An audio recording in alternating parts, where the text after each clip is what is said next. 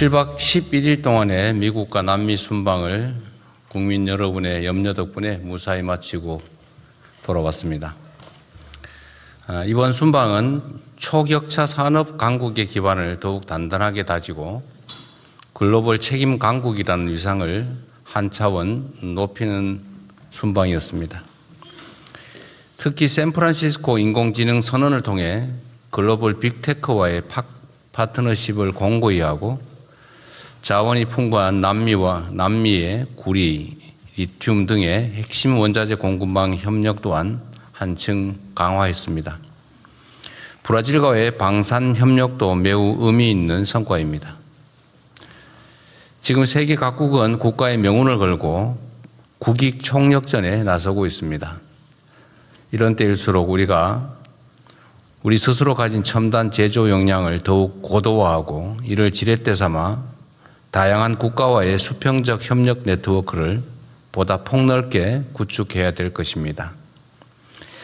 이번 순방이 대한민국의 더 나은 미래를 개척하는 또 다른 밑거름이 되고 무엇보다 국민 삶의 실질적 개선으로 이어질 수 있도록 관계부처 장관님들께서는 빠르고 차질 없는 후속 조치를 취해 주시길 바랍니다. 전국에서 연일 기록적인 폭염이 이어지고 있습니다. 남부 일부 지역의 경우 40도를 훌쩍 넘는 사상 초유의 폭염이 벌써 며칠째 계속되면서 국민들의 일상생활마저 어려운 실정입니다. 극심한 폭염으로 5월부터 지금까지 발생한 온열 환자가 2,000명에 가깝고 사망자도 16명에 이르는 등 상황이 매우 위중합니다.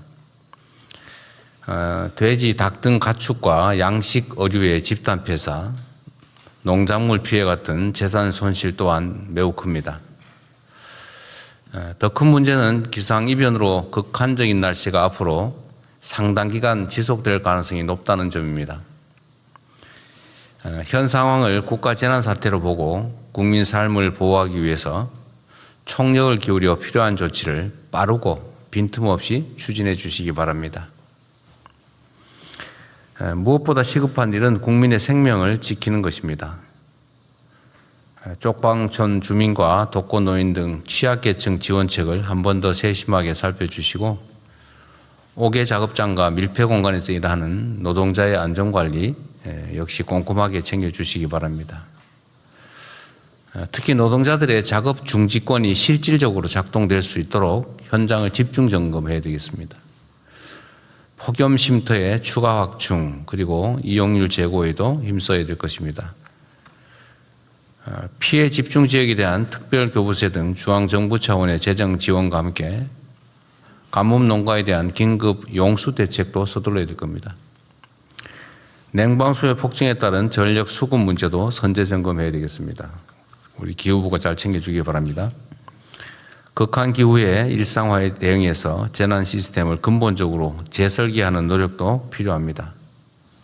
폭염에 대한 범국가적 위험 인식을 한층 더 높여야 할 때입니다.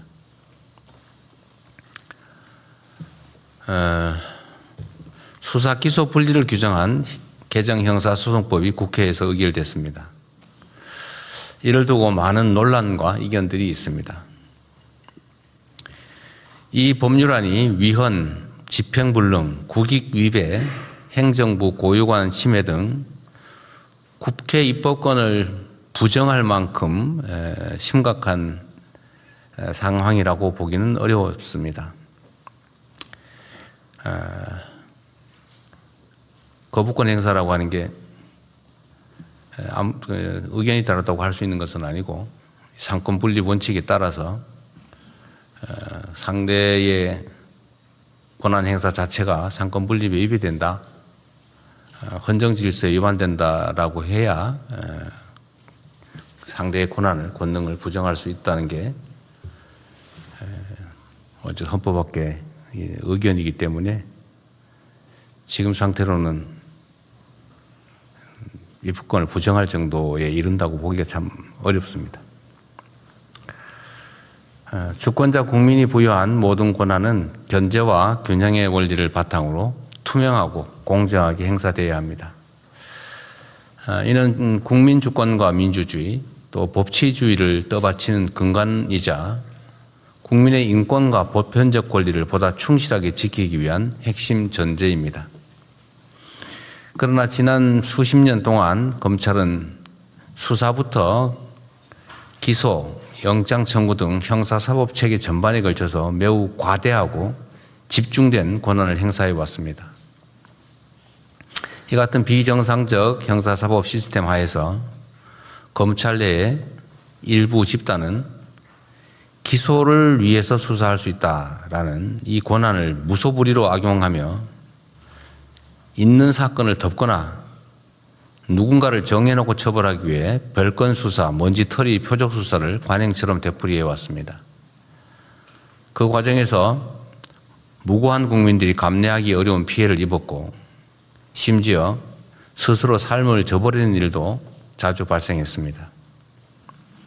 또한 묵묵히 자신의 직무를 충실히 수행한 대다수 검사들까지 정치검찰이라는 오명을 뒤집어 써야 했습니다. 수사 기소 분리는 이러한 비정상적 형사사법 시스템을 정상화하는 첫 출발입니다. 국민의 삶을 더욱 안정적으로 지키기 위해 모든 권력기관은 예외 없이 국민의 통제 아래 두겠다라는 사필 규정의 필연적 조치입니다.